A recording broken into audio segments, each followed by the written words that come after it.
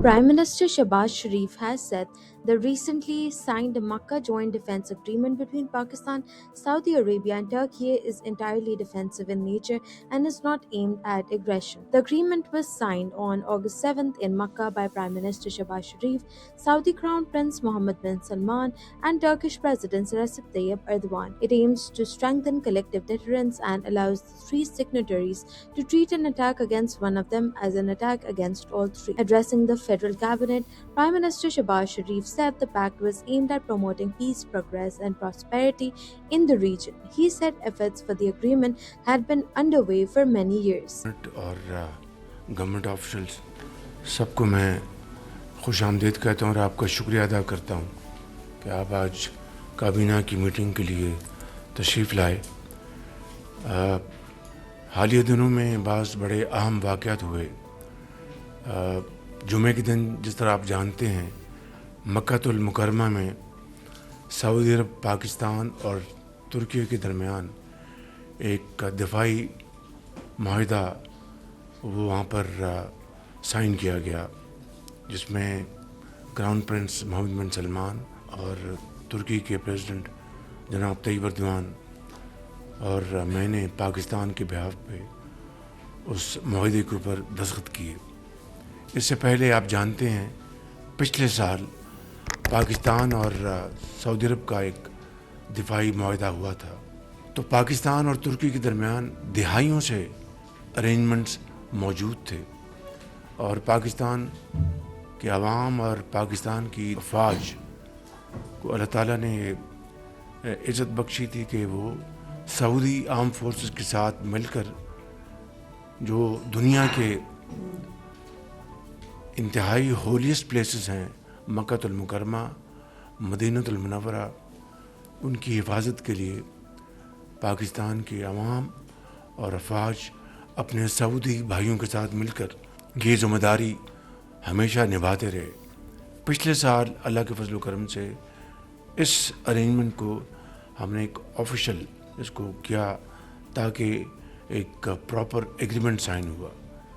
اس جمعے کو یہ اس کی ایک اور ایکسٹینشن ہے کہ ٹرائی لیٹرل ایگریمنٹ سائن ہوا، جس کا مقصد یہ ہے کہ خطے میں امن، ترقی اور خوشحالی کو فروغ دیا جائے. اس کا مقصد قطعاً یہ نہیں کہ کوئی ایگریشن ہو. It is entirely for and progress in the region, نہ صرف ان تین ممالک کے درمیان بلکہ پوری جو مسلم امہ ہے اس کے لیے. یہ میں سمجھتا ہوں کہ یہ معاہدہ انتہائی باعث تقویت ہے.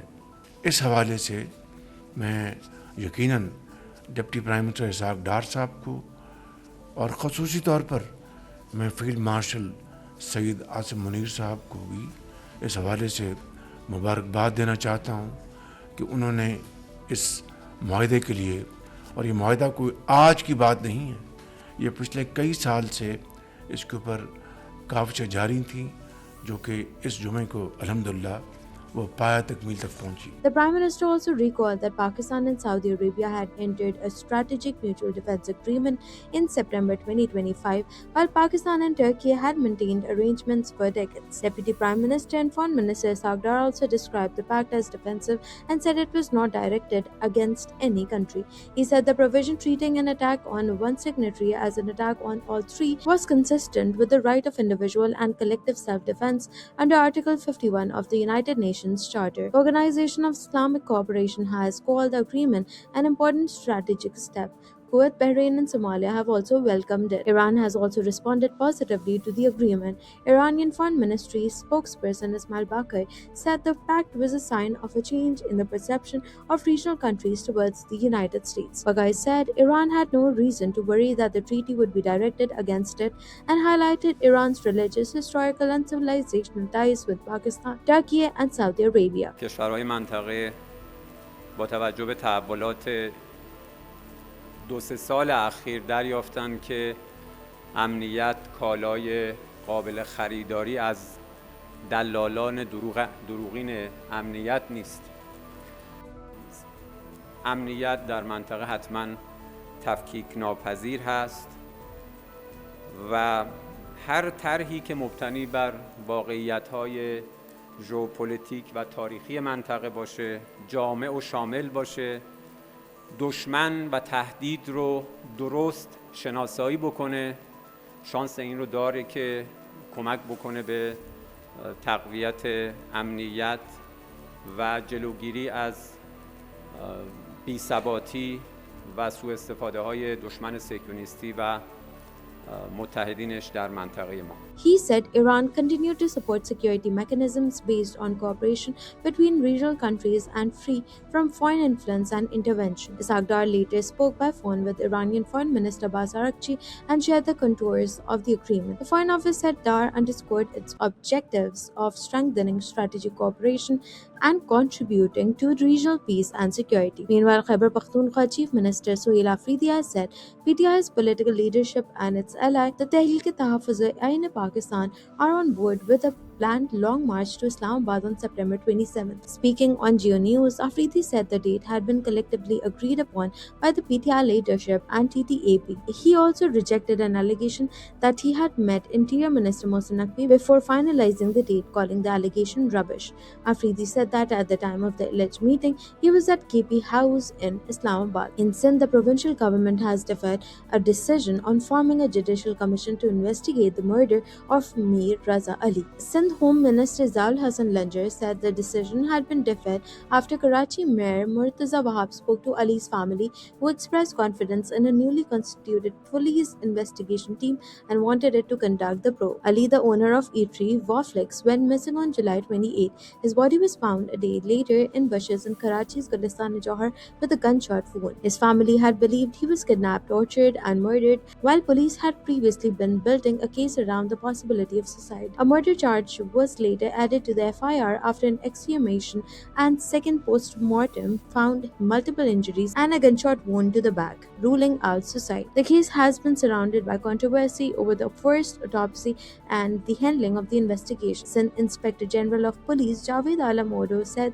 the new investigation team should consider all available evidence and keep communication open and transparent with the family and media. Meanwhile, polling in 4 constituencies of Bagh and Haveli districts in Azad Jammu and Kashmir concluded on Monday as part of the third phase of the AJK elections. Polling began at 8 a.m. and continued until 5 p.m.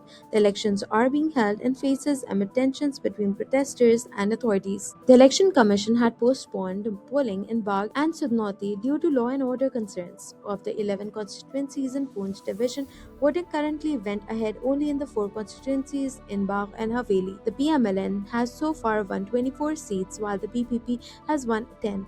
The PPP has alleged rigging and electoral malpractice, including claims related to polling stations in Bagh and Haveli.